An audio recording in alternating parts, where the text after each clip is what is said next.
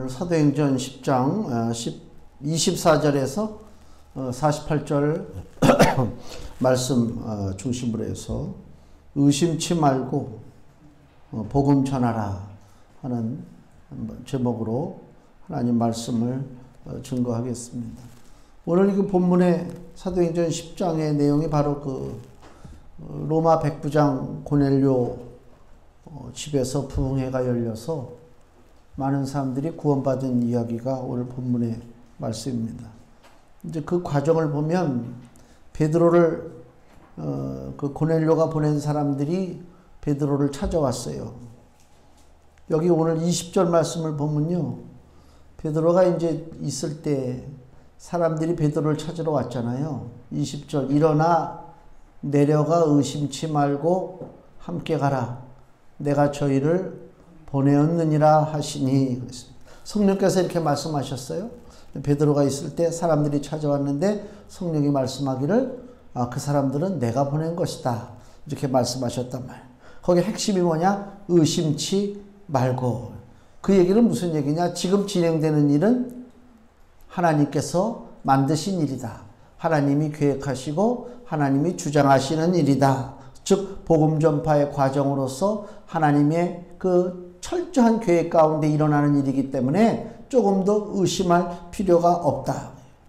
근데 왜 의심치 말라고 하는 얘기를 덧붙였냐면, 이 고넬료는 로마 사람이잖아요. 이방 사람이란 말이에요. 그래서 이방인에게 복음이 전해진다고 하는 사실, 이게 지금은 우리도 그 당시 관점으로 보면 우리들도 이방인이죠. 이스라엘 백성이 아니니까. 근데 지금은 뭐 그런 거에 대한 무슨 별로 개념이 없지만 2000년 전에는 오직 구원은 유대 백성 이스라엘에게만 있다라고 하는 것이 그 당시 사람들의 생각입니다. 그러니까 하나님이 이스라엘 백성만 구원하지 이스라엘 백성이 아닌 이방 민족은 하나님이 버리셨다라고 믿는 것이 그 이스라엘 백성들의 생각이란 말이에요. 근데 하나님이 지금 오늘 베드로를 통해서 아니다, 나는 이방 민족도 구원해야 되겠다라고 하는 것을 주님이 알려주시는 거예요. 그래서 오늘 본문의 44절 보세요.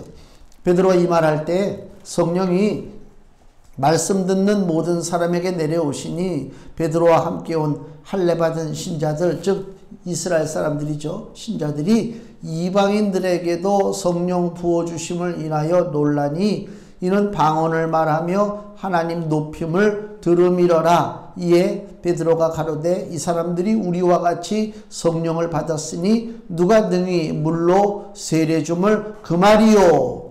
그러니까 이방인에게도 하나님이 구원의 역사가 있었다. 지금 그 얘기를 하고 있는 것입니다. 그러니까 이런 놀라운 이방인을 위한 하나님의 구원의 계획이 전 세계로 퍼져나가는 이제 출발점이 바로 고넬료 집안에서 벌어진 그 부흥회다. 그 얘기입니다. 그러니까 당시에 이스라엘 사람들은 이방인을 사람 취급을 안 해요. 짐승 취급했단 말이에요. 짐승 취급. 그러니까 민족주의가 강했다.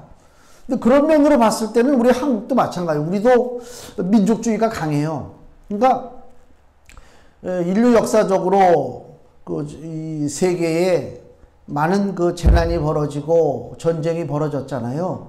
그게 상당수가 민족주의 때문에 전쟁이 벌어지는 거예요. 내 민족, 우리 민족, 우리 혈통, 이거 따진단 말이에요.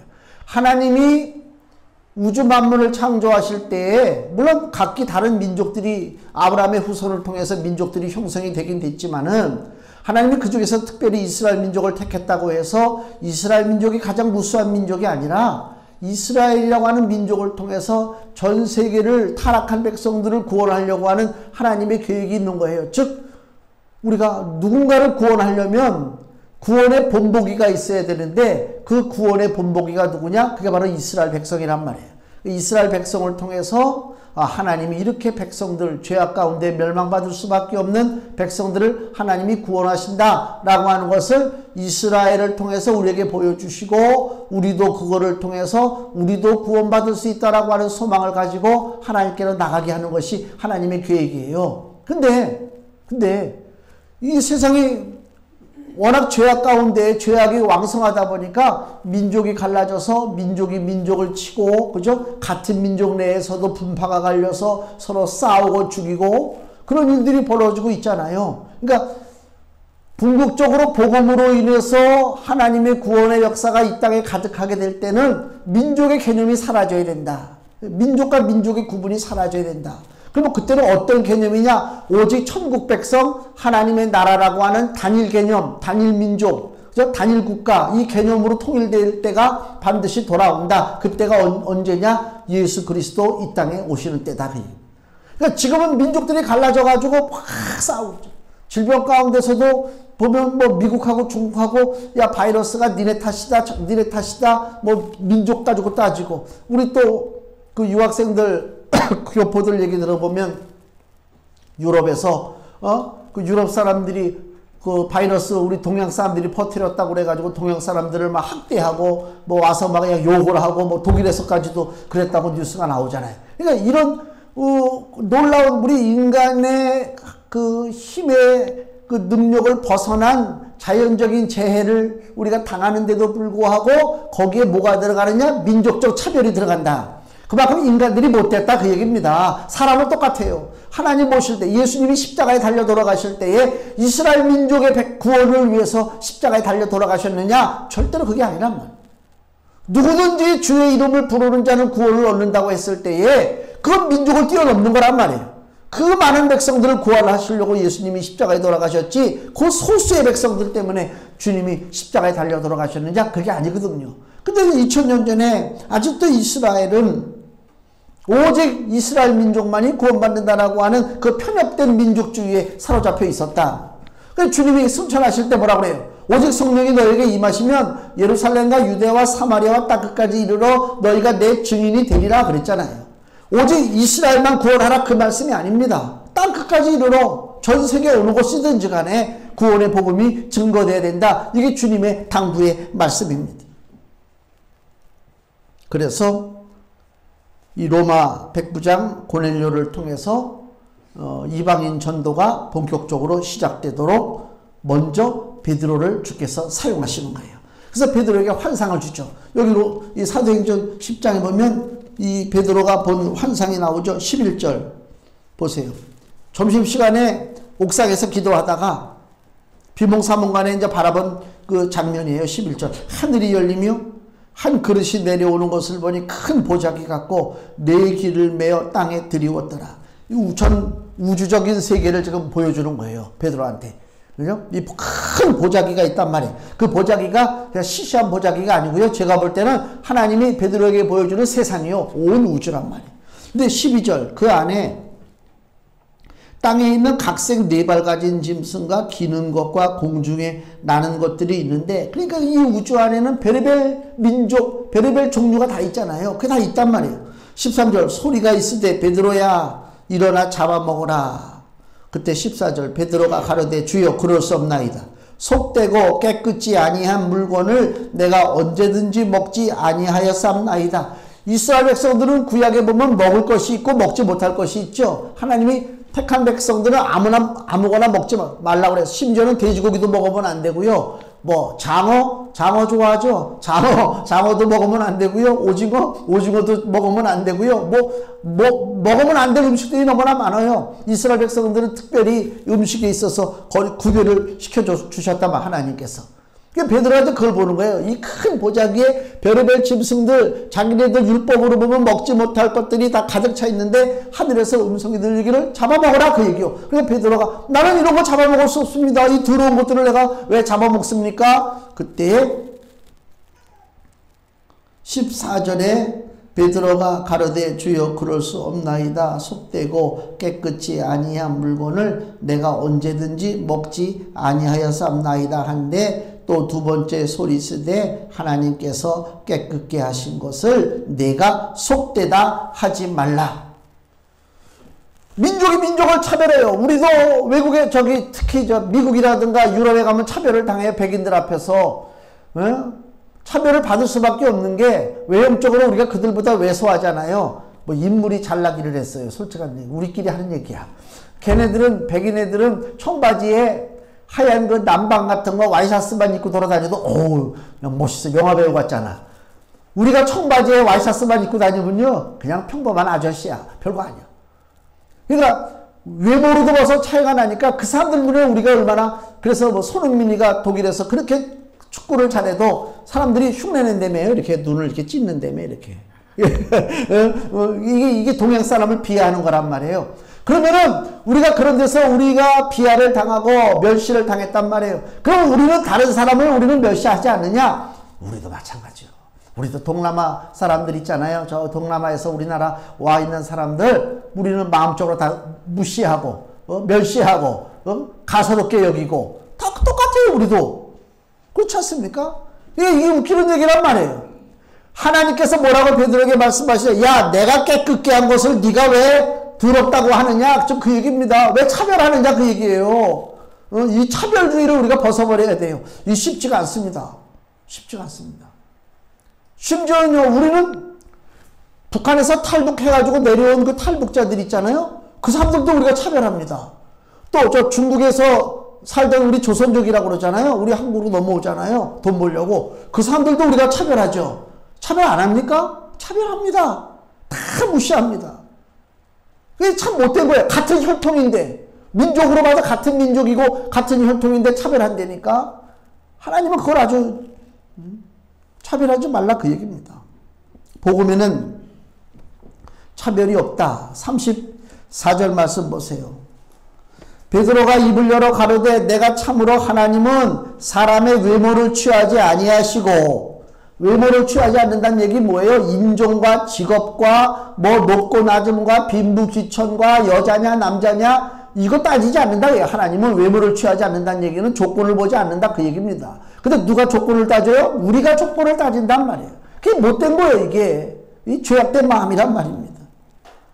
베드로가 이제서 입을 열어서 그걸 고백하는 거예요. 내가 참으로 하나님은 사람의 외모를 취하지 아니하시고 각 나라 중 하나님을 경외하며 의를 행하는 사람은 하나님이 받으시는 줄 깨달았도다. 반대로 아무리 멋지고 부귀영화를 누리고 그럴듯한 인생이라 할지라도 하나님을 경외하지 아니하고 의를 행하지 아니하는 사람은 하나님이 그를 버리신다 그 얘기입니다. 외모로 하나님이 차별하시는 것이 아니다 그 얘기죠. 왜? 36절 만유의 주 되신 예수 그리스도. 만유라고 하는 것이 뭐예요? 우주 만물에 있는 모든 것의 주인이 바로 예수님이다. 주님은 모든 만물의 주인입니다. 그렇기 때문에 차별을 둘 수가 없어요. 왜? 다 주님 것인데. 그렇지 않습니까? 우리가 왜 차별을 해요? 내 것이 아니니까 차별하잖아요. 근데 세상은 다 누구 것이라고요? 우리 주님 것이요. 차별하지 않습니다. 금주 말씀 보세요. 로마서 10장 12절 같이 읽겠습니다. 유대인이나 헬라인이나 차별이 없음이라 한 주께서 모든 사람의 주가 되사 저를 부르는 모든 사람에게 부요하시도다. 아멘. 하나님은 차별하지 않습니다. 예수님의 이름을 부르는 자들에게 부유하게 하신다. 그들의 필요를 채워주시고 그들의 영혼을 강건케 하시고 그들의 인생의 꿈을 주님께서 실현시켜 주신다 그 얘기입니다. 그렇기 때문에 차별하면 안 된다 그 얘기예요. 나도 차별받으면 안 되겠지만 나 자신도 남을 차별하는데 놨으면 안 되겠다 그 얘기입니다. 주님 자신도 차별하지 않잖아요. 자, 마태복음 9장을 보세요. 마태복음 9장에 보면 예수님이 그 마태 집에 가서 식사하실 때 일어난 사건인데 9장 10절 예수께서 마태의 집에서 앉아 음식을 잡수실 때에 많은 세리와 죄인들이 와서 예수와 그 제자들과 함께 앉았더니 바리새인들이 보고 그 제자들에게 이르되 어찌하여 너희 선생은 세리와 죄인들과 함께 잡수시느냐? 예? 어울릴 사람하고 어울려야지. 예? 까마귀 노는 곳에 백로야 가지 말라. 그죠? 그거 아닙니까? 그죠? 예? 누가 까마귀고 누가 백로인 줄은 자기들이 착각하고 있으니까 많은 소리지. 예수님이 뭐라고 말씀하시냐? 13절에 너희는 가서 내가 긍휼을 원하고 제사를 원치 아니하노라 하신 뜻이 무엇인지 배우라. 내가 의인을 부르러 온 것이 아니요 죄인을 부르러 왔노라. 그 얘기는 주님은 표면적으로 외형적으로 나타나는 조건으로 사람을 차별하지 않는다. 죄인이 됐든 누가 됐든 간에 주님이 만나고자 하는 자는 만나주신다. 여기도 보면요. 오늘 본문에 32절을 보세요. 32절 보면 32절이 아니고 여기 32절 맞아. 내가 지금 마태복음을 피면서 사도행전을 지금 보고 있으니까 32절 보면 사람을 요바에 보내어 베드로라 하는 시몬을 청하라. 저가 바닷가 피장 시몬의 집에 우거하느니라. 베드로가 지금 요바라고 하는 곳에 와서 잠시 거하고 있는데 베드로가 거하는 숙소가 누구네 집이냐? 피장 시몬의 집이다. 피장은 뭐냐면 그 가죽 만드는 사람이에요. 그 무두쟁이라고 그러잖아요. 그래서 가죽 만드는 그 피역 일을 하는 사람을 그 당시 2000년 전에 이스라엘 백성들이 사람 취급을 안 했어요. 가죽 만드는 게 그 보통 일이 아니거든요. 동물의 그 죽은 데서 그 가죽을 벗겨다가 막 그 냄새가 나잖아요. 그거를 아주 그 더러운 방법으로다가 동물의 배설물로 그걸 다시 닦는데 뭐 오줌 같은 거 이런 걸로다가 그 가죽에 묻었던 그 뭐 여러 가지 있잖아요. 그걸 막 닦고 또 재워놨다가 또 닦고 이러니까 그 가죽 그 시몬 그 피장 시몬의 집에는 항상 무슨 냄새가 나겠어요? 동물의 그 피 비린내가 나죠. 그렇지 않습니까? 어부의 집에는 고기 냄새 나듯이 똑같은 거예요. 그래서 이스라엘 백성들이 이혼에 대해서 이혼을 허락을 안 하는데 그 당시 랍비들이 무슨 얘기를 하냐면 여자가 남편의 직업이 뭔지 모르고 시집 갔어. 중매로다가. 근데 시집 가서 보니까 남편이 바로 피장이야. 그 가죽 만드는 사람이다. 그럼 그것이 이혼의 조건이 된다. 할 정도로 이 가죽을 다루는 사람은 그 당시에 무시당했다 그 얘기입니다. 그 가장 무시당하는 이 피장 시몬의 집에 누가 와 있다고요? 베드로가 와 있습니다. 왜? 베드로가 먹고 살 집이 없어서? 아니죠. 그전에도 보면 베드로가 죽은 자도 살리고 놀라운 병 고치는 역사를 행한 것을 볼 수가 있어요. 아, 그 정도면요 사람들이 서로 초청에다가 대접하는 것이 그렇지 않습니까? 근데 베드로가 누구네 집에? 피장 시몬의 집에. 뭐예요? 차별하지 않는다 그 얘기예요. 주님의 제자로서 그거를 좀 알고 살아가는 것입니다. 그 전에 저 큰 교회는 우리 지금은 이제 신방들이 별로 이렇게 일어나지 않지만 그 전에 신방들 많이 할 때 큰 교회는 그런 얘기도 있어요. 목사님이 누구네 집에는 자주 가고 누구네 집에는 안 가고 막 그 전에 그랬어요. 그럼 누구네 집에는 누구냐? 좀 괜찮은 집은 자주 가고 안 괜찮은 집은 안 간다. 그 얘기요. 그것 때문에 교회에서 말들이 나오고 막. 우리 인간의 심리가 그래요. 어쩔 수 없어요. 편한 데 가기를 원한단 말이에요. 근데 우리 하나님은 안 그래요. 하나님의 아들이신 예수 그리스도는 편하신 하늘의 집을 버리시고 그죠? 이 냄새나는 세상에 주님이 오셨잖아요. 베드로도 마찬가지요. 그 더 편하게 거할 수 있는 집이 있음에도 불구하고 피장 시몬의 집에 거하고 있었다. 그래서 누구든지 주님 앞에 나와서 예수의 이름을 부르면 주님이 받아주신다라고 하는 이 복음의 이 귀한 진리를 증거하기 위해서 베드로가 실천하는 거예요. 복음을 위해서 차별하지 아니하고. 근데 다시 한번 20절 말씀 보면 일어나 내려가 의심치 말고 함께 가라. 내가 저희를 보내었느니라. 의심치 말고. 이 말씀은 베드로가 과거에 의심한 전과가 있어요. 예수님이 바다 위로 걸어오시는 장면이 있죠. 배 타고 갈 때. 예수님이 바다 위로 막 걸어오니까 제자들이 막 귀신이라고 막 떠들 때 예수님이 야, 나다. 그거 좀 떠들지 마라. 그럴 때 베드로가 그 바다 위로 걸어오시는 예수님을 보고 뭐라고 그래? 만일 주시거든 나를 명하사 물 위로 걸어오게 하소서. 그랬잖아요. 예수님이 그래 걸어와 그랬단 말이에요.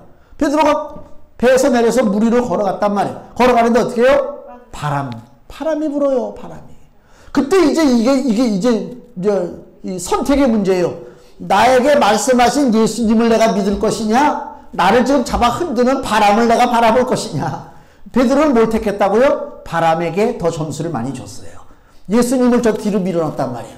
바람에게 점수를 준 순간 베드로는 그 마음속에 뭐가 들어왔어요? 의심이 들어오잖아요. 주님에 대한 의심이 들어오죠. 그러니까 물에 탁 빠지는 거 아닙니까? 주여! 나를 건져주소서. 손을 내밀 때 예수님이 쫓아오셔서 건져주시면서 한 자가 야 믿음이 적은 자여 왜 뭐했다? 의심하였느냐 그러잖아요. 우리도 늘 그런 문제예요. 내가 어떤 일을 놓고 예수님을 믿을까? 아니면 내 통장을 믿을까? 저 사람을 믿을까? 다 항상 이 판단의 문제가 있단 말이에요. 베드로가 의심에 있어서 주님한테 책망받은 것이 나오죠. 또 하나는 주님의 겟세마네에서 이제 기도하시고 이제 잡혀가셔야 될 거 아닙니까? 야, 나 이거 이제 끌려가서 내가 고난받아야 되겠다. 그때 베드로가 내가 주님 죽는 데까지는 내가 쫓아가겠습니다. 베드로가 그런 장면이 나와요. 그때 예수님 뭐라고, 야, 너 큰 소리 치지 마. 너 오늘 새벽 딱 울기 전에 너 세 번이나 나를 부인하리라 그랬어요. 그러지 마십시오. 나는 무슨 일이 있어도 다른 제자들은 다 버릴지라도 나는 주님을 버리지 않겠나이다. 베드로가 그랬어요. 그 얘기 무슨 얘기예요? 그 충성스러운 얘기가 아닙니다. 지금 나의 주인 되신 예수님이 나한테 오셔서, 야, 너 이렇게 이런 일이 벌어질 거야. 그럼 그렇습니까 주님? 어떻게 해야 되죠? 어떻게 해야 제가 그 문제를 해결받을 수 있을까요? 이게 원자세요. 근데 뭐라고요? 에이, 그딴 소리 하지 마요. 나를 뭘로 보고 말이야. 지금 이런 태도란 말이에요. 지금 이게 주님이 너는 분명히 새벽 딱 울기 전에 3번이나 나를 모른다고 부인할 거야. 그러면 주님, 그거 어떻게 하면 됩니까? 어떻게 해야 내가 주를 부인하지 않을 수 있습니까? 이렇게 물어봐야 원칙이지. 주님이 나를 모르시는구만. 내 이 배짱을 모르는구만. 내 믿음을 모르는구만. 즉 그런 거란 말이에요. 그 마음속에 뭐가 들어왔어요? 주님을 불신하는 마음이 들어왔단 말이에요. 응? 주님이 아무리 그런 소리 해도 나를 모르니까 저런 소리를 하지. 그리고 예수님 붙잡혔을 때 쫓아갔다가 계집 쪽이 쫓아와가지고 너 예수와 한패지. 그러니까 베드로가 3번을 부인하는데 어떻게 부인을 해요? 저주하고 부인했다. 저주하고. 나중에 새벽땅에 꼬끼 하고 울 때 베드로가 그것이 생각나서, 주의 말씀이 생각나서 밖에 나가서 심히 통곡했다고 성경은 기록하고 있어요. 그 의심의 전과가 있단 말이에요. 그래서 여기서도 오늘 성령께서 베드로에게 의심하지 말고, 왜? 너는 반복적으로 의심하니까. 고질적인 것이 있단 말이에요. 의심하지 말고 나가라 그 얘기입니다. 그래서 베드로가 여기 나와서 오늘 본문에 보면 베드로가 전하는 예수님의 복음이 있어요. 38절 말씀. 복음을 간략하게 요약을 합니다. 우리가 복음을 분명히 정리를 해야 우리도 복음 가운데 든든하게 설 수 있고 다른 사람을 복음으로 인도할 수가 있어요. 38절 베드로가 전하는 예수의 복음이 뭐냐? 38절 하나님이 나사렛 예수에게 성령과 능력을 기름 붓듯 하셨음에 저가 두루 다니시며 착한 일을 행하시고 마귀에게 눌린 모든 자를 고치셨으니 이는 하나님이 함께 하셨습니다. 자, 베드로가 전하는 예수 복음의 첫째는 뭐냐? 마귀와의 싸움에서 이긴 자가 누구냐? 예수 그리스도다 그 얘기입니다. 이게 복음의 시작입니다. 우리가 보이는 싸움은요, 힘 있고 용맹하고 그러면 보이는 싸움에서 이길 수 있어요. 그렇잖아요. 저기 보이니까. 근데 보이지 않는 적하고 싸운다? 그게 마귀요. 보이지 않는 적하고 싸우는 것은 힘 있다고 되는 게 아닙니다. 우리가 삼손을 보면 알죠. 삼손이 블레셋과의 싸움에서 한 번도 진 적이 없어요. 근데 삼손이 뭐 때문에 블레셋의 포로가 됐습니까? 보이지 않는 마귀와의 싸움에서 졌기 때문에.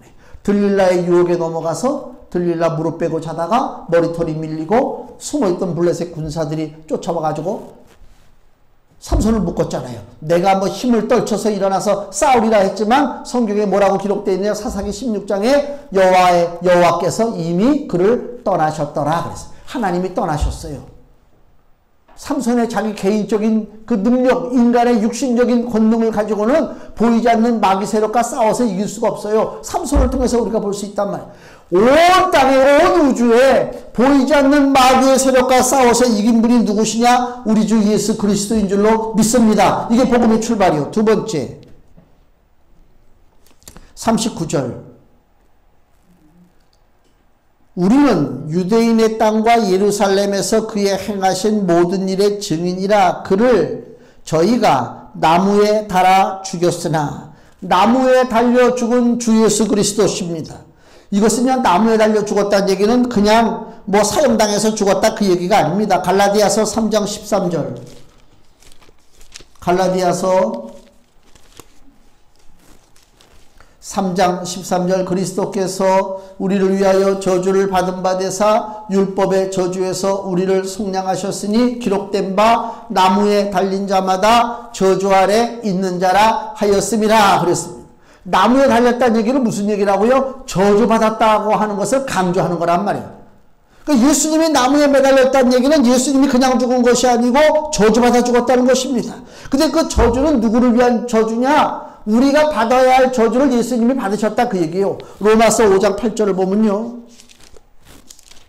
로마서 5장 8절 우리가 아직 죄인 되었을 때에 그리스도께서 우리를 위하여 죽으심으로 하나님께서 우리에게 대한 자기의 사랑을 확증하셨느니라. 아멘. 우리의 저주를 대신 짊어지시고 예수님이 저주받아 죽으셨다 그 얘기입니다. 복음의 두 번째가 뭐라고요? 나무에서 저주받아 죽은 예수. 이게 복음의 두 번째입니다. 그 저주는 내가 받아야 할 저주인데. 세 번째 40절 말씀. 하나님이 사흘 만에 다시 살리사 나타내시되 다시 사신 예수를 우리가 복음의 세 번째로 보는 것입니다. 예수님은 그냥 선지자여 능력자가 아닙니다. 예수님은 누구라고요? 다시 죽음에서 살아나신 분입니다. 죽음에서 살아나셨다는 얘기는 무슨 얘기냐면 로마서 1장 4절. 로마서 1장 4절.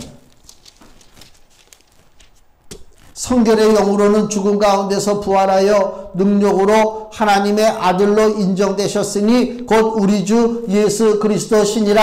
아멘. 부활하셨다는 얘기는 뭐라고요? 하나님의 아들인 것을 증명하셨다 그 얘기입니다. 하나님의 아들. 즉 세 번째 복음은 뭐냐? 예수님은 하나님의 아들이다. 다시 사셨다 그 얘기요. 네 번째 42절.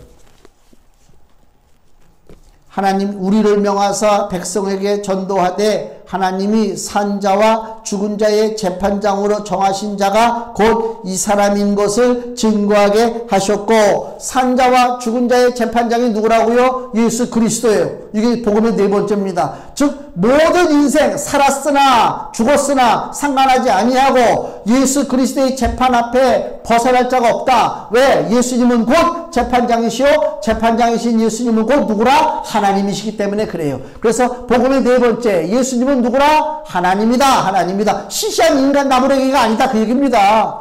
석가모니나 공자나 맹자나 마호메트나 그런 사람들하고 견주지 말라. 예수님은 하나님 자체시다 그 얘기입니다. 43절 복음의 다섯 번째, 저에 대하여 모든 선지자도 증거하되 저를 믿는 사람들이 다 그 이름을 힘입어 죄사함을 받는다 하였느니라. 아멘. 그 하나님이신 예수, 나를 위하여 저주받아 십자가에 매달리신 예수, 다시 살아나심으로 하나님의 아들로 증명하신 그 예수가, 그 예수의 이름을 우리가 부를 때 어떻다고요? 우리가 구원받는다 그 얘기입니다. 일주일 동안 우리가 세상 살면서 예수님의 이름을 몇 번이나 불러봤어요. 예수님의 이름 몇 번 불러봤어요. 주님이 더 잘하실 거예요 아마. 예수님의 이름을 많이 부르세요. 예수의 이름의 영광을 올리시고, 누구든지 주의 이름을 부르는 자는 구원을 얻는다고 했고, 사도행전 4장 12절에 다른 이로서는 구원을 얻을 수 없나니 천하 인간의 구원을 얻을 만한 다른 이름을 우리에게 주신 일이 없으니라 하였더라. 세상에는요 다른 이름 부르고 사는 어리석은 인생들이 너무나 많이 있습니다.